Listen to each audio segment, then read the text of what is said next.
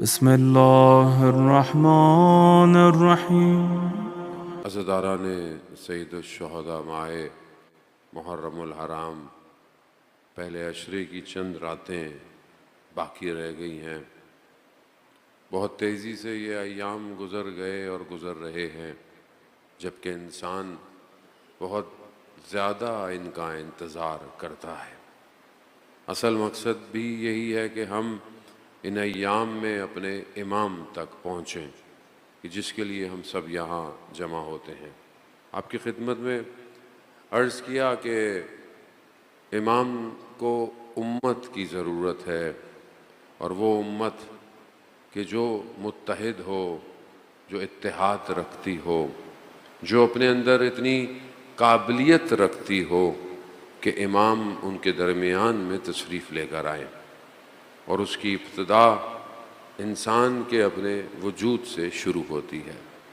اجتماع افراد سے بنتا ہے، فرد سے بنتا ہے۔ اگر فرد صحیح ہوں گے تو اجتماع بھی صحیح ہوگا۔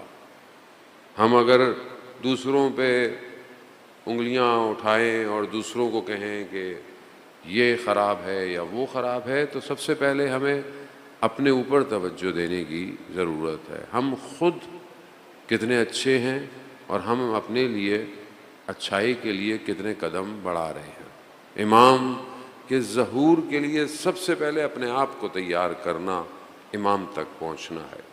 یہاں اسٹیپس ہیں، ظاہر ہے بہت سارے مقدمے ہیں، بہت سارے مراحل ہیں جسے انسان کو طے کرنا ہے۔ ایک مراحل آپ کی خدمت میں چند دن میں بہرحال کوشش کی کہ امام کے لیے مضطرب ہو، انسان کے اندر اضطراب پایا جائے کہ امام کی اسے ضرورت ہے۔ جب تک یہ اضطراب نہیں ہے، بے چینی نہیں ہے، جب تک انسان عمل نہیں کر سکتا۔ یہ بے چینی، یہ اضطراب، یہ امام کی وجود کی کمی کا احساس انسان کو معرفت کی طرف لے کے جائے گا۔ اگر تو مجھے احساس ہی نہیں ہے، مجھے کمی محسوس نہیں ہوتی امام کی، تو ظاہر ہے میں پھر آگے کیا کروں گا؟ کچھ بھی نہیں کر سکتا۔ تو یہ احساس کو ایجاد کرنا بہت ضروری ہے۔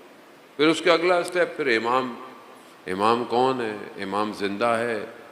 امام کا علم کیسا ہے؟ خود امام وجود کائنات میں امام کا مقام کیا ہے؟ وہ یہ اسٹیپ آہستہ آہستہ انسان اور اس صفات کو انسان طے کر۔ بہت ساری چیزیں ہم جانتے ہیں، ہمیں علم ہے، لیکن کیونکہ بہت سارا علم انسان کو یقین کی منزل پہ نہیں ہوتا، اور وہ انسان کو عمل پہ دعوت نہیں دیتا، اس لیے انسان اس علم سے بس علم ہے مگر گزر گیا۔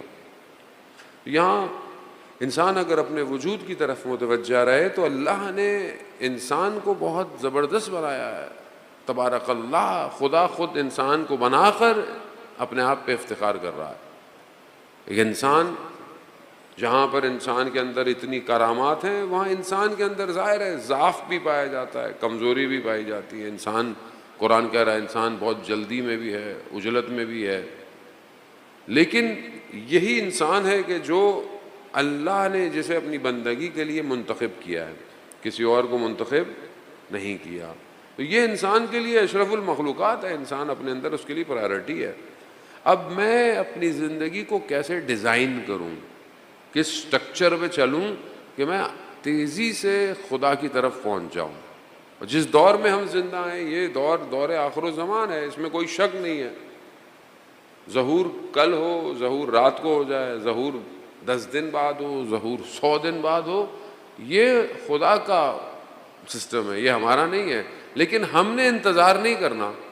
ہم اس انتظار میں بیٹھیں کہ جی امام کا ظہور تو ابھی نہیں ہوگا، بعد میں ہوگا، تو یہ ہمارا کام کیا ہے؟ ہم ایسے تیار ہوں کہ اگر ابھی بھی آواز آئے تو ہم امام کو لبیک کہیں۔